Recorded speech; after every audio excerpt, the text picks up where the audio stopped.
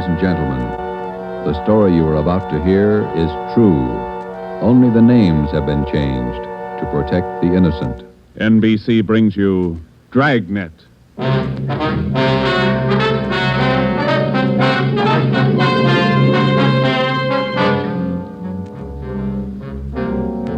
You're a detective sergeant. You've been off duty 2 hours. You receive an emergency call from the chief of detectives. An entire block in the heart of your city is threatened with complete destruction. Your job? Report at once. Dragnet, the documented drama of an actual crime, investigated and solved by the men who unrelentingly stand watch on the security of your home, your family, and your life. For the next 30 minutes, in cooperation with the Los Angeles Police Department, you will travel step by step on the side of the law through an actual case from official police files.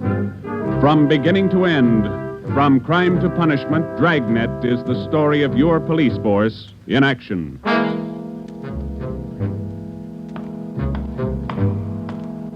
It was Tuesday, November 15th. It was raining in Los Angeles. We were off duty reporting in on an emergency call. My partner's Ben Romero. The boss is Ed Backstrand, chief of detectives. My name's Friday. It was 8:32 a.m. when I walked in the Spring Street entrance of the City Hall. You Sergeant Friday? Yeah, that's right. Take my elevator, Sergeant. It's the only one in service. All right.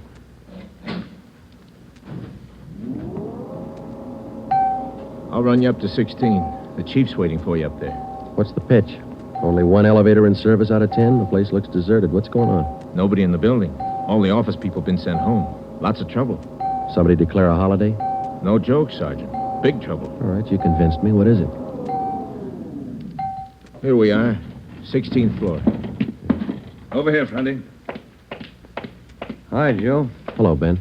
You made good time. Came as soon as I got the call, Ed. Sorry to have to bring you back in. You worked last night, didn't you? Yeah, midnight to 8 this morning. Sorry. Come on. Okay. What is it, Skipper? Why all the hush-hush? Wait till we get inside. In here. Okay. Number one, let's keep our voices down. All right. I'll make it as brief as I can. Every minute counts. What time you got, Friday? 8:33. All right, here it is. 55 minutes ago, a man walked into this building with a homemade bomb under his arm. If we don't release his brother from the county jail by 9 o'clock this morning, he says he'll pull the trigger on the bomb and blow up the whole building. He's kidding, Skipper. Who is the guy? Name's Vernon Carney.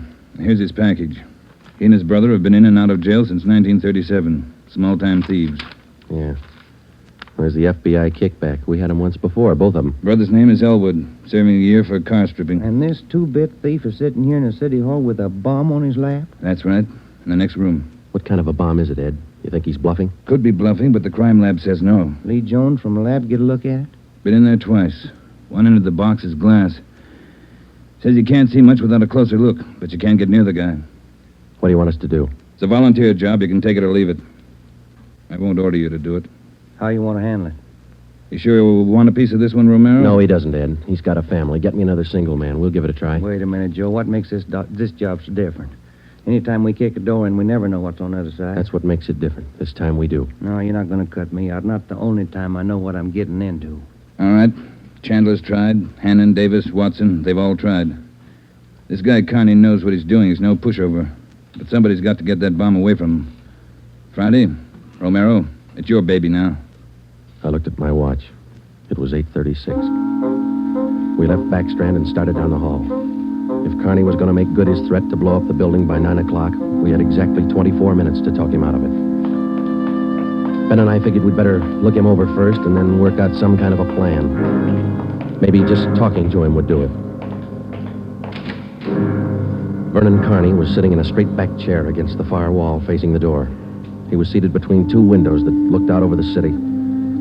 Along the left wall was a row of 6 wooden chairs. In the center of the right wall was a connecting door leading to the office where Backstrand had briefed us. The door was locked on both sides. Just off-center and favoring the left of the room was a small filing table. The other furniture in the office was a desk just forward of the connecting door on the right. There was a dictaphone on the desk. In the near left corner, shielded by a white screen, was a small wash basin. The faucet leaked. Vernon Carney was middle-aged. He sat erect, holding a black box on his lap. He held his right hand inside one end of the box.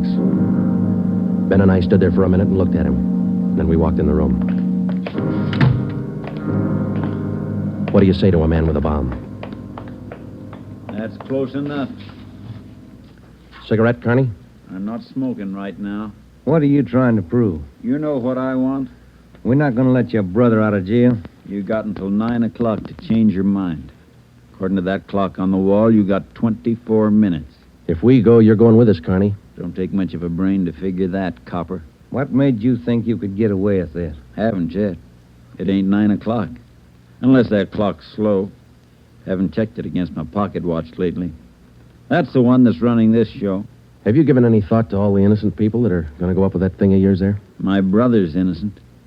I want him out of jail. The court says he's guilty. He'll get out when he serves his time. That's where you're wrong, copper. He gets out at 9 o'clock this morning. All right, come on, Carney. Get your hand out of that box. Put the box on the table. You think I'm bluffing, don't you? I'm going to let you get within 5 feet before I make a liar out of you. Okay, Carney. I guess you mean business. You can take 3 more steps and find out for sure. Suppose we did let your brother out. We'd just come out and pick him up again, you along with him? If you could find us. Let's get this straight. If we let your brother Elwood out, how do we know you're going to keep your promise? What promise? I ain't made any promises. You just get Elwood down here first, and then we'll talk about it. There's only one thing I can't figure, Carney. Yeah, what's that? If we don't let your brother out, you say you'll pull the trigger on that bomb. You're going to kill a lot of innocent people. What are you going to prove by that? It's 8:37. You've got 23 minutes left. No, I wish you'd answer that one for me. Why do you want to kill a lot of innocent people? Don't try to con me, copper. I know they cleared everybody out of this building 45 minutes ago. I know they cleaned out the whole block. They got it roped off. Where'd you get your information? I got a couple of windows here to look out of. Don't you think it's about time to send somebody over to get Elwood? You know, Carney, we got a way out of this. We don't have to let your brother out neither. I've heard that before. What's to stop us from leaving the building along with the other few officers and let you sit here and touch off that bomb? Go ahead. It won't be a long wait without you. Who are you trying to kid? You'd let me blow up $10 million worth of taxpayers' money? No. You're going to let Elwood out. You'll wait till the last minute to do it, but you'll let him out.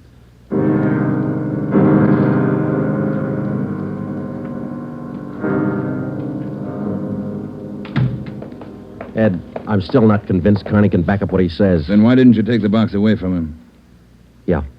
We're in a spot, let's face it. How about an eye for an eye, Skipper? What do you mean? If he pulls the trigger on that machine, he kills us. How about us getting him first? All right, Romero. How you going to handle it? Well, I'm not top man on the pistol range, but I could wing him. And then he hands the box to you? Or maybe he falls and his reflex action pulls the trigger. Okay, I don't wing him. I stop him for keeps. You just can't walk in there and shoot him down. Why not? You do the same thing with an armed criminal. Yeah, but you warn him first. I'll warn him. Yeah, and after you shoot him, you find out it's a harmless gadget. Couldn't have gone off in a million years. No, a gun's not the answer. We can't shoot him until we're positive. We'll be positive by 9 o'clock, and there might not be anybody around to shoot him. We've located Carney's apartment. There's a detail out there checking it now. Pacelli and Morris. Ed, have you got any ideas at all? Anything we could try? That's why I called you in. None of us have gotten any further than you did just now. There's just one thing I want to know for sure. Yeah, Friday. Is it or isn't it? We all want to know. Either way, we've got to get that box away from him. Backstrand. Yeah. You did? Yeah. No, stay out there till I call you. All right, here's half the answer. That was Pacelli. They found 28 sticks of dynamite in Carney's apartment. We knew Carney wasn't kidding now. We could see into the bomb through that glass window in one end. It looked like dynamite inside, and there was dynamite in Carney's room. We didn't know if he had the nerve to pull the trigger. We didn't know if it would go off when he did. But with only minutes remaining, nobody wanted to take the chance. From here on in, all of us agreed that Vernon Carney sat in the next room, holding in his 2 hands a force powerful enough to destroy us all. We had to get that box away from him, and to get that box, we had to have a plan. I looked at my watch. It was 8:40. 20 minutes till 9 o'clock. How do we get it away from him? I got an idea. It might work. Let's have it. Carney's sitting against the far wall between 2 windows. They're both open. Yeah, that's right. All right, if we could get a man through one of those windows, we might get Carney from behind. How are you going to get him? Whoever gets through the window could slug him. What do you do then? Somebody grabs the box. The crime lab can tell us what to do with it. How do we get a man through one of those windows? We're on the 16th floor. Well, there's some kind of a ledge that runs around the building on each story. Wide enough for a man to walk on? Hey, let's take a look. All right. Looks pretty narrow, Joe. That's a good 18 inches. Could be done. Oh, too risky. It's raining out. That ledge is slippery. Strong wind out there, Joe. Tear a man right off the building. Yeah, I guess you're right. Well, there's still a way. How about a ladder? 16 floors, Skipper. There might be a way. The fire department would know that. I'll get Battalion Chief Erickson. Is Lee Jones in the building? No, he's over in the crime lab. I'll get him up here, too. I don't know, Friday. Maybe it'll work. It's got to, Ed. All right, now look. It's going to take a couple of minutes to set this up. We've got to know what Carney's doing every second of that time. Well, how about the dictaphone in there on the desk? Good. Get it on without him seeing you. We'll try. The dictaphone in there is connected to this one in here. This room is 1614. You got that? Yeah. All right, push down key 1614 on that machine in there and leave it down. Get the receiver off the hook and leave it off. Leave the receiver off. That's right. You know, if it isn't off the hook, we won't be able to hear a thing in here. Right. Come on, Ben. This is Backstrand. Give me Chief Erickson. Where's my brother? Still in his cell? You coppers are long on talk, but short on time. Yeah, we know. I'm telling you, for your own good, you'd better get Elwood over here. Carney, I'll bet if we get your brother on the phone here, he'll tell you he doesn't want any part of this. You mean Elwood don't want out? Since when? Sure he wants out, but not your way. He's only got a year to serve. Why don't you leave him alone? I told him I'd get him out. He didn't think I could do it. But I'm doing it. I'll make you a bet, Carney. Let us get your brother on the phone. He won't walk out of here with you. All right, get him on the pipe. Where you going? The phone's over here. Have to use the dictaphone. Got to get an okay from the chief. Elwood's still a prisoner. What's the matter with the phone? No operators. You know the building's been cleared. Oh, yeah. That's right. Almost forgot. Okay, you can use the dictaphone. This Friday, Ed. Carney wants to talk to his brother. Yeah, I know you'll have to send somebody over. Have them put the call on extension... wait a minute. What's that extension number, Ben? 2351. 2351, Ed. Right. It'll take a minute. Yeah. I'd kind of like to talk to El. Been a couple of months since I seen him. We've always been together, me and El, most of the time. Joe, let's go in and see if we can hurry that call. Good idea, boy. 16 minutes to 9. Hey, cop. Yeah. Forgot to hang up the dictaphone, didn't you? I put the receiver back on the dictaphone. Ben and I had failed to make good on the first step of the plan. When we got outside the door, we briefed Davis and Watson. They went in to sit with Carney. It would be their job to keep us posted on Carney's movements. The dictaphone was out. We went back into the office next door. Chief Sam Erickson of the fire department and Lieutenant Lee Jones from the crime lab were already there. We told Backstrand what happened. Would have been a help. We haven't got time to cry over it. Carney's wide awake, Skipper. He doesn't miss a thing. Backstrand told us the plan Friday. We can't run a ladder up from the street. Too high, Chief? Best we got is a 100-foot aerial. You figure 12 foot to the story, that'll take you up 96 feet, 8 floors.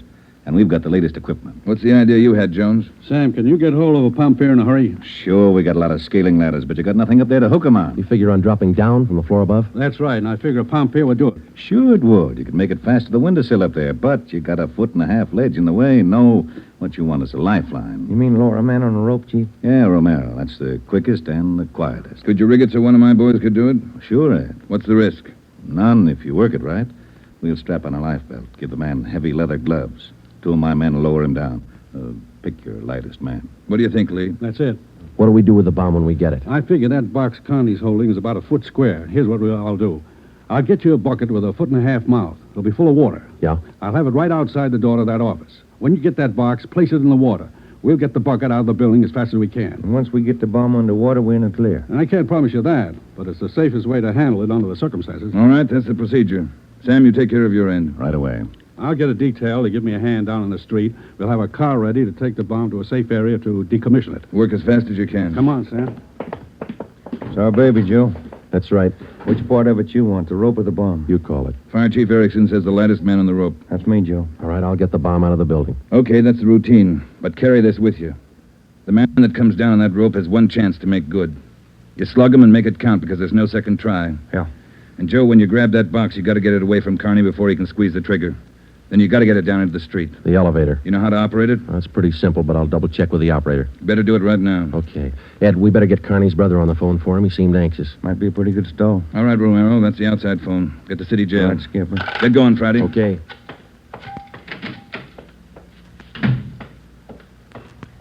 Hey, you.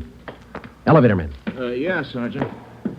Let me see if I know how to work that thing. You taking over the elevator? Well, in a couple of minutes. You want to check me out? Nothing to it, Sergeant. All right. Here's the control, see? You push this lever right to go up, left to go down. You see this little trigger on the underside of the handle? Yeah. That's the safety lock. Be sure you squeeze it or you can't move the lever. Let me try it, huh? That's it. Right to go up, left to go down. Right to go up, left to go down. How do you operate the doors? Automatic. They work off the control lever. When the control lever is locked in the up or down position, the doors will close. I get it. Now, in case they jam, this red emergency button up here? Yeah.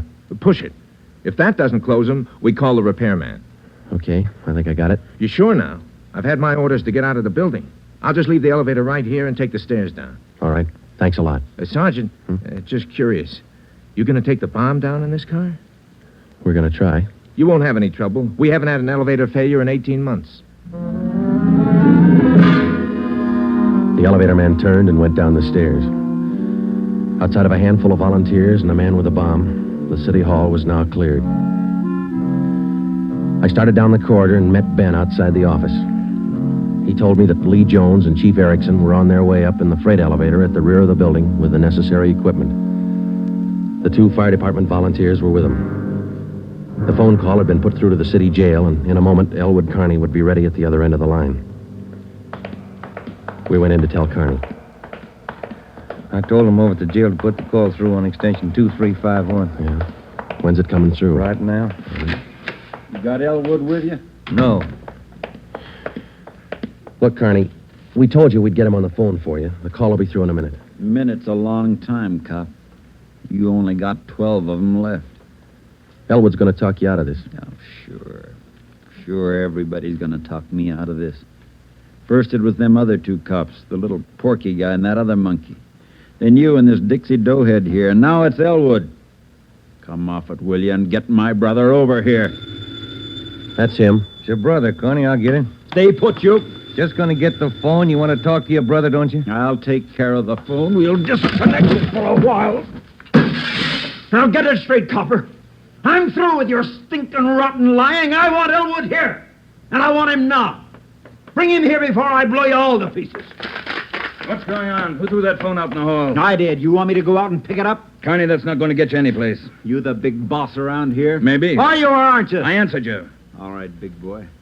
I've got a piece of advice for you. Take your rookie cops here and get it through their heads I mean what I say. I want my brother over here in this room. And you've got just 11 minutes to get it done. Tell him that, will you, boy? All right, Carney. It's your show.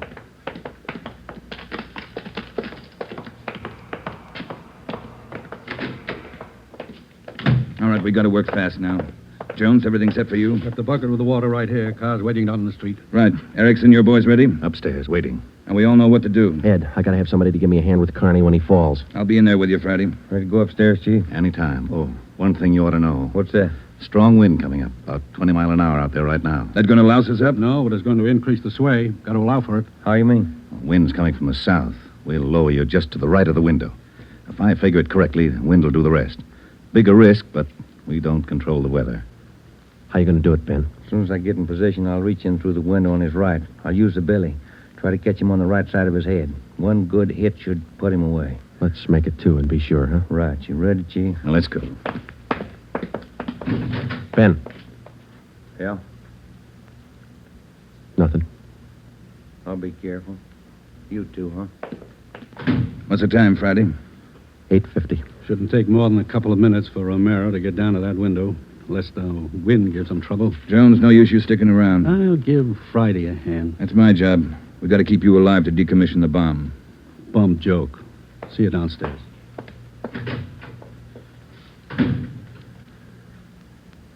You ready, Ed? Yeah. Scared, Friday? Yeah. That makes us even. Come on.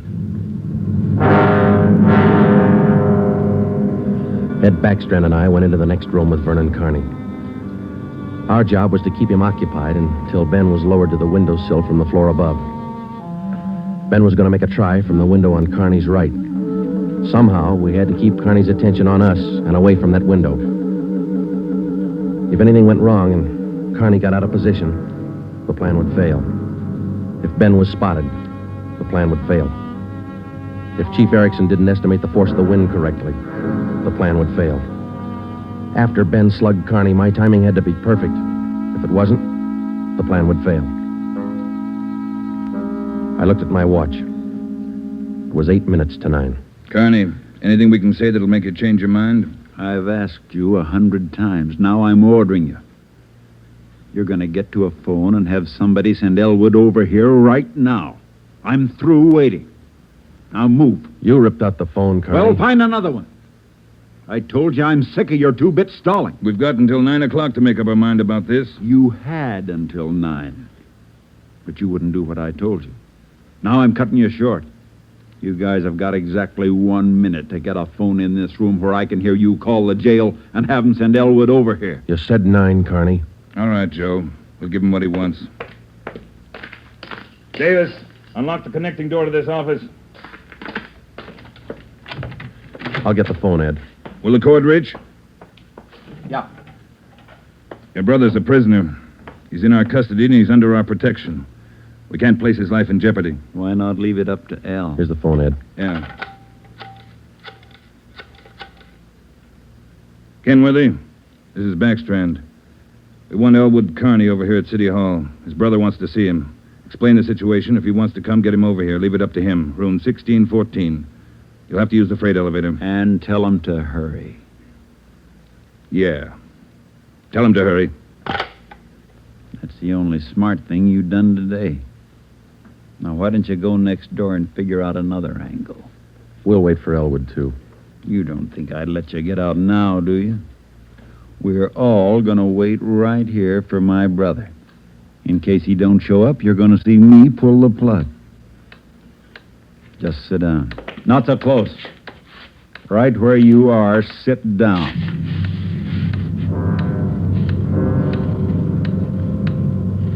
Loud clock, ain't it? Windy. Getting cold in here.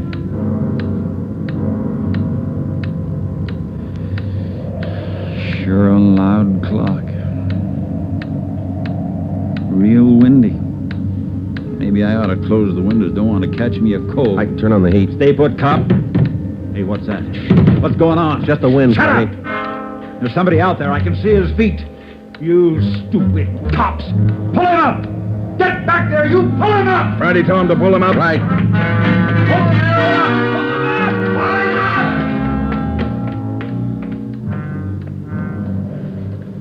up! All right, Carney. You win. You bet I win, you dumb coppers. You didn't think I'd miss a trick like that?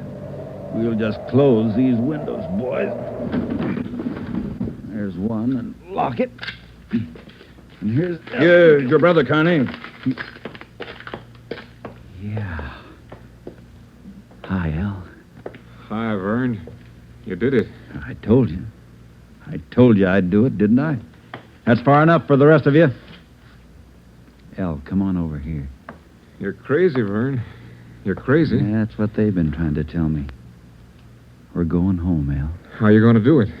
There's a million cops outside.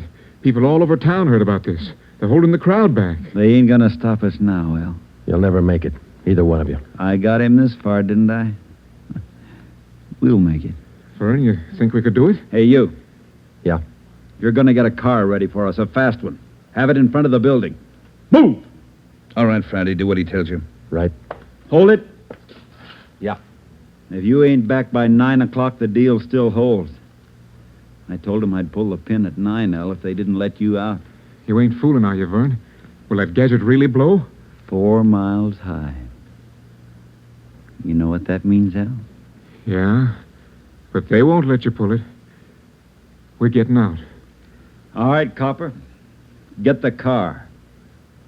You got 4 minutes.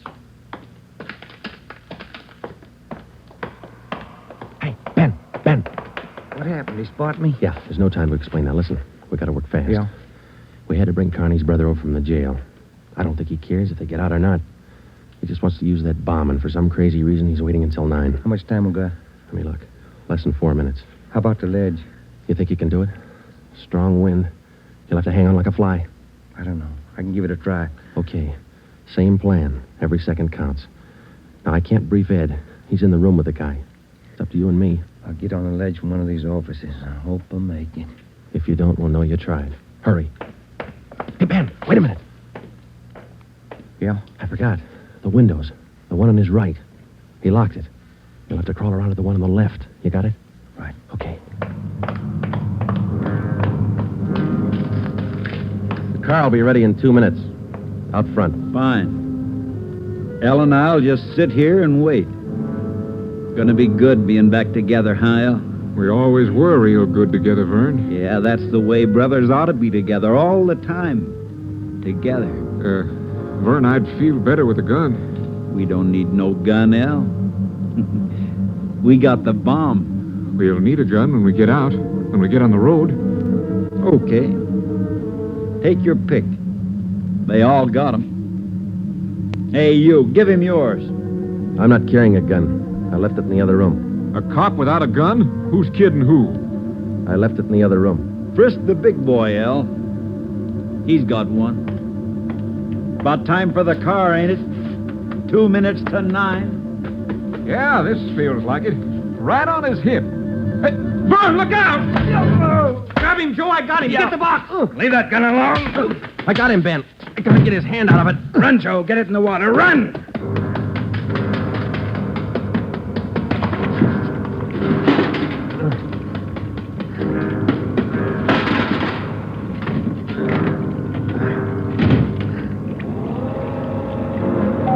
In a fast elevator, 16 floors isn't very much, but I've never shared an elevator with a live bomb. It seemed like minutes between floors. I kept watching the bucket. The bomb was completely underwater. A small stream of bubbles was hissing to the surface. I waited.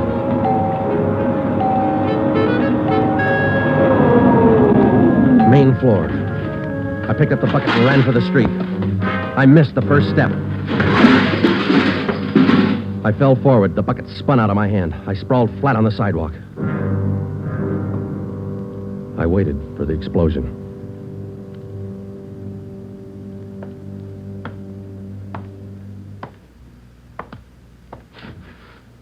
It didn't go off Friday.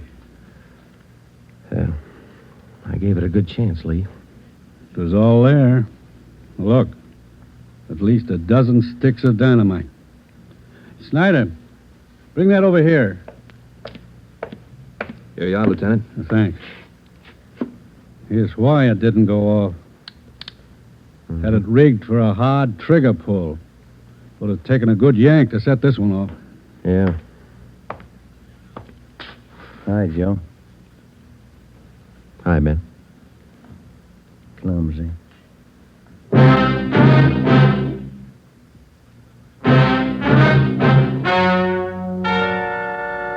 The story you have just heard is true. Only the names were changed to protect the innocent. Vernon Carney was examined by 5 different psychiatrists appointed by the Superior Court and was found to be incompetent. He is now confined in the state mental institution for the criminally insane. Elwood Carney is now serving the balance of his sentence with no time off for good behavior.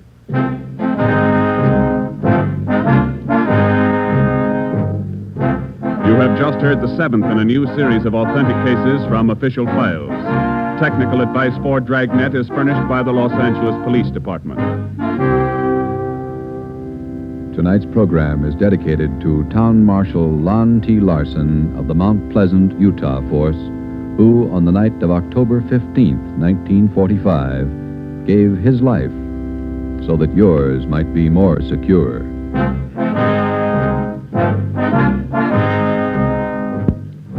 Dragnet came to you from Los Angeles.